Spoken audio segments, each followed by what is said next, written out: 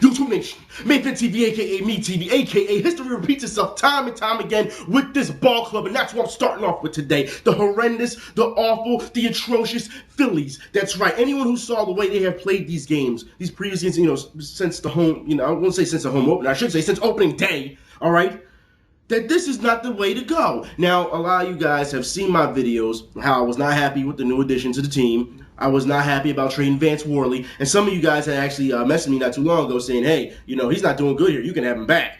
I'll take him as far as I'm concerned. Look, these guys, if you have watched any of these games, they're running into the wall. They can't catch the ball in the outfield. You got Dominic Brown, who everyone was praising in spring training. And what did I tell you backwards Phillies fans? Stop praising him, because if you watch him year after year, what does he do? He does good in spring training and then falters when it comes to regular season. And he hits a home run and everyone's cheering for him, Dominic Brown. And then as soon as you cheer him, he goes and messes up when he can't keep the ball in front of him when it comes to fielding. All right, and then the same people who cheered him are the same people bagging on him now. You don't know what you want. Relax, all right? That's what it comes down to. We got a lot of games in this season, but I understand the urgency right now to correct this. I understand that. Now, look, I'm going to put it like this. Like I said, I've seen guys running into a wall. They can't field. Some of these guys are acting like they can't bat. I don't get this. I don't understand how we can have Ben Revere and he's batting a 176? Seriously, a 176? That's Eric Bruntlett numbers as far as I'm concerned. And we all know in Philadelphia how we feel about Eric Bruntlett. Look, I put it like this. People have to step their game up. I don't know who is the leader on this team. Maybe Pat was right when he said that. When he came and he said, you know what? I didn't see any leadership. Maybe that's what we need. Chase Utley is the only guy out there doing something right now. And Ryan Howard is trying to back him that 1-2 punch. I get it. But you need more than that to win baseball games. You just do. Now, if you want to play small ball, then that's fine. But that's not what these guys are doing. If you notice, when these guys actually get hits, they're flyouts. Meaning they're going for the gusto, you know what I mean? But they still fall short. Now, look, I put it like this. Since the opening day, we lost to Atlanta. A lot of Phillies fans are saying, don't worry about it, wait till the home opener. We'll do good to have the fans behind them. And then you proceed to have one of the worst home openers, as far as I can remember, in Philadelphia history. That is horrible. You've got to be kidding me. And then, it's one of those games where they should have impacted the mercy rule. They just should have, all right? Just to embarrass them more. The fans in the stands in the ninth inning were waving rally towels and laughing at the same time, which should tell you Phillies, players, that they're mocking you, because they know you're not coming back from that. That's too big of a deficit. Number one. Number two, when you have games like that, people deserve their money back. That's ridiculous. It's uncalled for. And I put it like this. When Dominic Brown, like I said before, when he couldn't keep the ball in front of him, which is something you're supposed to be able to do as an outfielder. Like I said, Ruben Amaro Jr. said last season, this kid can't field. He said that himself, all right? He said that. Now, here's the thing. People went against Ruben Amaro for that, and yet they still proceed to put him out there anyway. And look what he's doing now. And here's something I have a problem with Ruben Amaro. Because for those who remember my How to Fix the Phillies video last season, and the one that was on Fox News, remember I said Ruben Amaro Jr. should be, he should be responsible for that bullpen and that bench. Did I not? I'm telling you, go back and watch that video. I said that, because that bullpen is atrocious. And Phillies fans today are saying the bullpen is atrocious, meaning it has not been corrected. Number one. Number two, when I did that, you know what happened? A lot of Phillies fans on 97.5's Twitter were saying, this guy doesn't know what he's talking about. Ruben Amaro shouldn't be, he shouldn't be responsible for that. It's the players and blah, blah, blah, blah. And they just kept saying that. What's funny you say that, because 97.5 finally came out and talked to Ruben Amaro Jr. about it. And even Ruben Amaro himself said it was a problem on his end.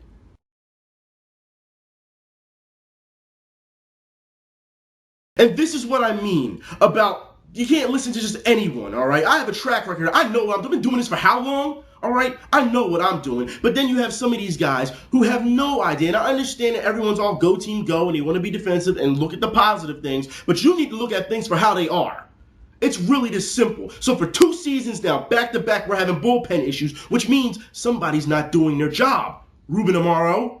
That's what it comes down to. Now, like I said, I understand it's early in the season. Moves need to be made. And we will make moves. I guarantee you we will. This team will make some moves. All right? But Charlie also has a stubbornness to him where he keeps putting the same guys out there and think that something's going to change. That's what happened a couple years ago in the World Series against the Yankees when he kept putting Brad Lidge out there. And we all knew Brad Lidge shouldn't have been out there. All right? He has a thing of not letting go. Same thing with Kyle Kendrick. Stop putting him out there. He's not good. He's never been good. He had, what, 6 or 7 good games last year? He's not good. And he's been here for how long? Every time he gets sent down to AAA, somebody gets injured, and it's the only reason he comes back up. Now you want to try and make him a full rotational starter. Stop this. And everyone say, oh, well, he pitched good within 5 innings. Stop. He's not a starting pitcher. He's a relief guy. That's what he is. And then sometimes he can't handle it. And then when he starts getting knocked around, he just falls flat on his face. That's what it comes down to. You can't put guys on the base, especially with that bullpen, all right, load the bases and think that they're going to save you. It doesn't work that way. That's why the runs are accredited to them. You can't do that. And I don't care if you put Chad Durbin out there or not. I'm telling you, it's ridiculous how Charlie sometimes manages this team. It's a love-hate thing with Charlie Manuel. It really is. The only time I really like Charlie is when he gets all feisty and runs out there and argues, because there are some plays that are badly called, and he goes out there like a manager should and get in those spaces. I don't have a problem with that at all. That's me being fair, okay? But understand, this is bigger than that. And if we're going to win, which, like I said, I don't think it's going to happen. We've been talking about this for months now, leading up to baseball, and especially on Twitter and in the comments. And we see this for what it is for us Phillies fans. This is a second, wild card team. Second, they're going to get the second wild card, possibly, if they make some moves later down the line. We're not talking World Series or bust here. We're not. This is ridiculous. I cannot believe that the Phillies have started off this badly. Now, I'm going to the Mets game today. You can't let the Mets come in here and beat us. You can't do that. That's something that, no. All right? No, you just can't. And it's the funny thing, because when the Phillies were playing the Royals, I was on the elevator yesterday because I had some work to do, right? I'm going down the elevator, and there's Met fans all on the elevator. And they're like, so how's that Phillies game going for you? And my response to them was, they're actually letting Met fans on the elevator now? What's going on here? Like, this is ridiculous. Come on. All right? Like I said, I'll be looking forward to it. I'm going to the game tonight. I'm looking forward to it. It should be fun. All right? And hopefully there's some Mets fans. I'll tailgate with them, in the parking lot beforehand. I don't care. You know what I mean? Like I said, it's all love. It's all just fan rivalry. You shouldn't take it too seriously, But I want to move on. All right? Because I'm sure I have a lot more to say about the Phillies, but I want to move on to more important measures, which is the Flyers. Now, look. Flyers, what is going on here? All right? So inconsistent. You've been winning games. Okay, that's fine, because that's what we need, because you need points. But then you falter every once in a while. And everyone keeps... I have to talk about this, all right? Because at the Canadiens game, when Montreal came here last week, Brizgalov... Look, let's get something straight here. This guy needs to go. He has to go. I know you're saying, what are you saying? Look, I understand... You don't want me to bag on the guy because he has such a workload. He's always starting. I get that. But when you start ducking hockey pucks because you're scared to get hit when that's your job as a goaltender, it's time for you to go. Now, before anybody says anything about an angle, what it looked like, and he didn't look like he was really ducking, understand, all right, at the stadium, they showed this from every angle. I had random Flyers fans that were next to me like, yo, did he just duck? Did he really duck? And everyone got quiet. I mean, Canadiens fans were cheering, but Flyers fans were so quiet because they couldn't believe that their goaltender was scared of the puck. I've never seen anything like this in my life where you get so scared. I don't care if it's coming out of his head or not. We are used to Ron Hextall. For anyone that remembers memory clip when Ron Hextall, when the puck's coming and he headbutts the puck, that's what we're used to. A goaltender that will lay it all out there, all right? Who will fight, who will do whatever he has to do to stop a puck. And it seems like ever since Hextall, we have not had a legit goalie. Brizgalov needs to go sit down for the year. That backup we just got, Mason, put him in as far as I'm concerned. I know it sounds crazy, and I know that we need to win. I get that, but you have to understand, we shouldn't be behind the stands anyway. This is a bad setup for us. If anyone thinks that we can make up all these points, there's only, 12, 11 games left? Do you really think that we can make up all these points? We would need a number of teams to fall short. And I mean really just tank it in order for us to make the playoffs. And that's just to hit the 8th spot. And if we hit the 8th spot, which I know everyone now wants us to get to the 8th spot because there's a good chance that we'll play the Penguins again in the first round. Look, Flyers, if you're going to get desperate, go out there and do what you got to do. With all these injuries, and look, you can't expect a playoff run this year. You just can't. You can't. And I'm not going to say it's a short season because look how other teams are playing. I'm not going to say that. All right? But this team has way too much damn talent to be playing the way they are. It just is. It's sad. It's almost sickening to say. It's just hard to watch. But the Flyers, they need to do something. I'm not going to blame too much on the coach, even though I think his schemes are becoming a little bit too simple, which is why people are, picking us apart. I think this falls more on Paul Holmgren. Because, as you know, I was always against trading Bobrovsky. I did not want to trade Bob. And he went and traded Bob, and look how he's playing now. And you had Briz out there playing these games, and too many at once because you didn't know who you wanted out. He didn't have no relief. You try to keep bringing up Leighton like he's the savior. Thank God Leighton is gone. I'm so sick of hearing about Michael Leighton. All right, he did nothing for us. All right, it was great his run when it came to the Stanley Cup until he decided, and he admitted it, that he quit on that play that ended the Stanley Cup for us. He took a play off, and I will never, ever, all right, forgive him for that. That's not what we do here. No. We need to win, and that's it. The points will come if you win. That's simple. I'm not trying to hear play for points. It's hard to process the thought. And like I said, things I'm talking about are from fans saying this type of stuff. And the media, and what the hell's wrong with you guys? What the hell's wrong with you, media? We're going to talk about this right now, all right? 76ers, that's right. The Philadelphia 76ers, the media is coming out now and saying that Doug Collins shouldn't be fired. Are you serious? He shouldn't be fired after what we have seen? They're saying, oh, it's not his fault. Bynum went down and the management and the upper man. No. Understand this. Doug Collins put that team together. Doug Collins told those guys in those meetings who he wanted as players. Do you understand that? That means that regardless if you took the role for Andrew Bynum or not, this team still wouldn't be that good. When you have to start signing guys to 10-day contracts and then they're finally on the roster, you have bench guys who haven't played all year like Wilkins, and all of a sudden they're starters, there is a problem. These players are not responding because they don't believe in the scheme. They don't believe in Doug Collins anymore. If you look at Doug Collins' track record, and I've said this before when they first hired him, if you look at the video back in the day, all right? If you look at his win and loss percentage, as the years go on, it starts to falter. This is typical Doug Collins. So yes, it's bad coaching. There's times where he's not calling timeouts because of a run. He just lets the run go. The one time he took off his shoes and pretty much walked off the court. No. Doug Collins needs to go. And yes, he has every right, like I said before, to bag on his team, but he's also responsible for that team. It's a reflection of him and his coaching. Do you understand that? So, as far as I'm concerned, Doug Collins, by next year, he needs to go. Even though they extended his contract next season, he needs to go. I'm not trying to hear that he shouldn't be the fall guy. He is the brainchild behind that team. Yes, he needs to go.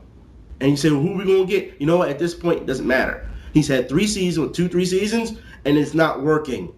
Everyone was so high on because we got to the second round of playoffs, we beat an ailing Bulls team. That's not enough. It's sad when Sixers fans are happy that we got to the second round. Because it's been, a decade since then? It goes to show you the lowered expectations we have of our basketball team, especially when we're a basketball city. That's kind of sad to see. But anyways, I do want to move on because I want to talk about Wrestlemania. All right, WrestleMania 29. For those who were talking to me yesterday, as you know, I tweeted the entire WrestleMania, and I wasn't very happy with WrestleMania. There were some decent matches, but as we all know, match of the night goes to CM Punk and Undertaker. For Undertaker almost being 50, he put on probably one of the best matches of his in a long time. I would just say, I won't say of his career, but in a long time. All right, I'll put it like this: I would say his last good match was with Randy Orton. And everyone's going to say, what? You didn't like the Triple H Shawn Michaels match? No, because Shawn Michaels always has to interfere in Triple H's matches. Always. And I get tired of it. And he did it again with Brock Lesnar, interfered in that. If you don't believe me, you can ask, like I said, Undertaker. You can ask The Rock. Remember back in the day when The Rock was getting ready to throw the people's elbow down Triple H and Shawn Michaels' sweet chin music them? He is always interfering in Triple H matches. How do people not see this? And as much as I like HBK, you have to see the setup here. You have to see how this is the same revolving thing. It's the same rehashed garbage over and over. All right? Now we'll pull like this. When it comes to Triple H and Brock Lesnar, I'm going to go back to Punk and Undertaker, because that, like I said, best match of the night. It deserves to be talked about. All right? But Triple H and Lesnar was horrible. Absolutely horrible. And Brock, for anyone keeping count, he's 0 for 2 when it comes to using steel steps in the ring. We saw that with John Cena. All right? And now, same thing with Triple H. It's his kryptonite, man. It's his kryptonite. I don't know why even bringing out the steel steps anyway. All right? It took, 3/4 of the pay-per-view for me to even see a steel chair being used. I was very upset. As a wrestling fan, that makes me upset. How are you not using more steel chairs? I don't get this. All right? It's crazy. But I will say, CM Punk and Undertaker, it was really nice. CM Punk is a class act. he is, to bring out all that nostalgia, the way he was mocking The Undertaker, using his old school rope walk, when he folded the arms and stuck his tongue out when he thought he had him pinned when he hit him with the urn. I mean, it's classic heel tactics, and we haven't seen this from a wrestler in so long. It goes to show you that CM Punk loves wrestling. And he's a student of wrestling, and he can use that. Now, a lot of you guys had said that, you're kind of upset that they took the Paul Bearer death thing and they're just running with it for storyline. I can understand how you would be upset about that, because that's something very serious. But he also meant a lot to this business. So pretty much, we knew going in, Undertaker was going to win. We pretty much knew this. You guys asked me if he's going to win. I said it's a no-brainer, he's going to win. But there's people like me who would like to see some change every once in a while. I said, I know Undertaker's going to win, but I hope CM Punk does win. You know what I mean? I wanted to see some change. Like I said, but because it was the Paul Bearer thing in the storyline, you knew this one was win one for Paul. You know what I mean? We knew this. So it wasn't, much of a shock when Undertaker won, but it was great to see the back and forth between the two. The many reversals. CM Punk put on a really good match. It seems like, I don't want to say he carried Undertaker, but it seems like he's the one who set up the match the way it should go. And Undertaker has said before that CM Punk is a really, he really knows what he's doing in the ring. He has a lot of respect for him. So you pretty much, if anyone's watched the documentary on CM Punk, once Undertaker says that, you're pretty much, it's pretty much a Godfather giving you, your rite of passage. So it was a really good match. I know a lot of people are upset that table didn't break. Same way for me as well. Tables just don't break the way they used to, man. They just don't. You know what I mean? But it was still great. I do want to go back and talk about the tag team match. Was it Daniel Bryan and Kane versus Ziggler and Mantix? Yeah, I don't like Big E Langston. Someone put a bra. Jericho was right. Put a bra on that dude. Y'all need to give him some. If he's going to be an enforcer, you got to give him something more menacing attire instead of that onesie. There's something wrong with that dude. All right, and he's strong, he's powerful, but you know what? That's not enough. It's just not. All right, especially when we see guys who are more powerful come down the pipe like Mark Henry. You know what I mean? So I'm not impressed. I'm really not. Not that I don't like the guy, but we'll see what he can do in the future. But I was kind of upset that we had an entire WrestleMania and Dolph Ziggler did not use his Money in the Bank briefcase. I really thought he was going to cash in. Really thought he was. The beginning of that match was really interesting. With Daniel Bryan, they brought up how he lost the world title to Sheamus. Was it a couple seconds into WrestleMania last time? So it was really interesting to see that play out. Kind of figured that they were going to retain the tag titles. Kind of did, the Shield and Big Show. I knew the Shield was going to win. They're a team, and they're trying to push the younger guys. There's really nothing to really talk about with that. Big Show gets jealous because he's not tagged in. We've seen this how many times? I really don't care. All right, but I would like to see more of Seth Rollins, Tyler Black get his shine. I really would like to see that because we know what he can do, especially if you watch Ring of Honor. Would love to see more of that. Also, I would like to talk about, there were so many matches, but not really many that, were memorable. I'll get to Rock and Cena in a minute. I do want to talk about, Jericho and Fandango. I said this on Twitter last night. Fandango reminds me of old 90s WCW with Disco Inferno and Alex Wright when they were dancing. Glenn Gilberti should be somewhere, filing some type of patents for this. Fandango and you guys said he's more like Disco Inferno and Rico. So, kind of, but you know what? We knew Fandango was going to win his first match in WrestleMania because he kept backing out. He seems to be a pretty good heel. We knew Jericho was going to lay down to him. You had to be crazy if you didn't think that Jericho wasn't going to lay down to this guy. All right, he's giving him the rub. That's what he's doing. But like I said, Fandango, they try to play off the little, the knee twerk, whatever. Happens all the time when Jericho does the lion salt. Doesn't matter. Fandango, he won. We'll see what happens on Raw tonight.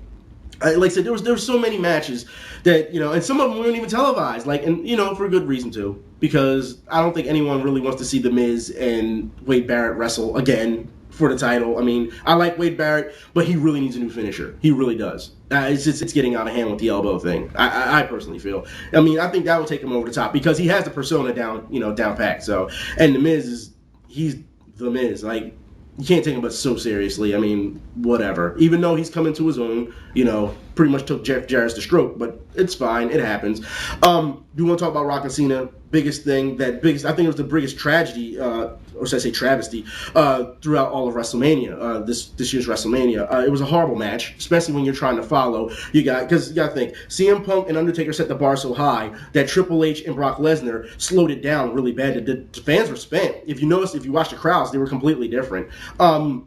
And then you had to follow up the brutality. And that's the only thing that was good about Triple H and Brock Lesnar was the brutality. I don't understand WWE's logic where Brock Lesnar can break your arm and you think getting revenge is a 3-count pinfall. I don't understand that. Especially when you have him in a Kimura lock for that long. I don't understand that.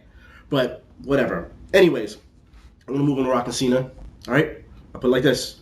Horrible match. These guys were spent really quick. It started out with a lot of rest holds because they didn't know what the hell they were going to do in the ring. All right? And what did I say to you guys on Twitter? It's going to be a repeat of the last time. And that's pretty much what it was. That's all it came down to. For everything that John Cena has said about how he wasn't going to mock The Rock, he was just going to go right at him, he ended up doing it again anyway. And when John Cena came out, we saw a little bit of cocky heel tendencies, so he was coming out doing that. And I'm thinking to myself, this is the heel turn. This is what we're waiting for. You know what I mean? And, of course, by the end of it, we still don't get it. I don't understand this. We still don't get, why are you so afraid to push him? Why? Because he's selling T-shirts? Because he does charity? Look, us wrestling fans are smart enough to know that you can play a heel and still be a good person in real life. Come on. What's wrong with you people? But it was a bad match. By the end of the match, everyone's doing the same finisher over and over, the same moves. Rock and Cena had, what, 5 moves of doom at least 3 different times. And if you notice, it was a wrap-it-up ending. It was like, all right, what do we do next? I don't know. Let's just finish this. That's what it felt like. There was no story being told in the ring when it came to the choreography. And I say that because, as we know, wrestling, a lot of people say it's fake or it's dramatic. Like I said before, it's a glorified stunt show. So you're going to see the technique. You're going to see how this plays out when it comes to stunts. And then that's what they are. They're stunts. All right? They're putting their bodies online. They're stunts. And it seems like nobody understands the fluidity of that match. Because there wasn't none. It didn't make any sense. None of it. And then you have the feel-good ending at the end where everyone's raising their hands or whatever. Look, I put it like this. What did I say when you guys were upset about Cena winning? I said, at least you have a champion now who will wrestle every night. Because The Rock hasn't wrestled since he beat CM Punk. So, and you know, it was all the plug G.I. Joe or whatever. That's what it was. All right? That's all it was. And a lot of you guys said he should just put the strap back on CM Punk. I don't have a problem with that. But I put it like this also. Understand, tonight on Raw, The Rock, he was the champion. He can still, you know, invoke his rematch clause. We'll see what happens unless somebody tries to sneak in later and make it a triple threat. We don't know. But you want to boo Cena? Go ahead. I mean, he didn't do anything special last night either. He didn't. Neither of them looked like they really wanted to be out there as far as I'm concerned. That's what it seemed like. It almost, maybe it's the thing where you can't measure up to the hype of the first one. I didn't even like the first one that much. Because, like I said before, in the first one, it was the same thing. If you watch WrestleMania Rock vs. Booker T, it was the same thing. The same ending and everything. So you don't know how to, you know, mix up with that. And Cena in the first one, I thought he carried The Rock. Because The Rock doesn't do much. He doesn't. As much as I like The Rock, he doesn't do much wrestling-wise. You know, punch, punch, punch. You get a couple of moves, and then you know what to expect. It's the same thing over and over. That's why I like when he used to wrestle Stone Cold Steve Austin back in the day, because you saw some array of moves. You did. But now, not so much. I don't know. For these guys to be big, huge athletes, and they're in great shape, you know, regardless how they got there, they're in great shape. It's sad to see that. I don't know, to see such a limited moveset, you know? That's why I always keep going back to CM Punk Undertaker. Even though the moveset was there, you still branched out. You know what I mean? Because you have to find ways, especially for a heel, for something like him or a smaller guy like him, you have to find ways to win, and that's what he was doing. You respect it more when you know, it's not desperation, but when you're trying to find ways and you're pulling out new stuff every once in a while or mocking or whatever, you're taking risks. That's what you're doing. When he jumped up the top, like I said, when that table didn't break, that's taking a risk. John Cena, the only risk John Cena took last night was when he jumped up the top turnbuckle for a leg drop and missed. That was the risk. Like he hasn't missed it before. Come on. But, like I said, and The Rock didn't take any risks. Like I said, it was a safe match. So, as far as I'm concerned, this shouldn't have happened again. This was, like I said, once in a lifetime. It should have stayed once in a lifetime. They just needed some big header for WrestleMania so that people tuned in. That's all it was. Hopefully the next pay-per-view will be better. Hopefully Raw tonight will explain a little bit more. You know what I mean? I hope John Cena comes out and pretty much sticks it in people's face so that people boo him more and he starts to embrace it more. You know what I mean? Maybe we will see a slower heel turn. We don't know. Anyways, I'm done. I'll talk to y'all later. Y'all be safe. I'm out.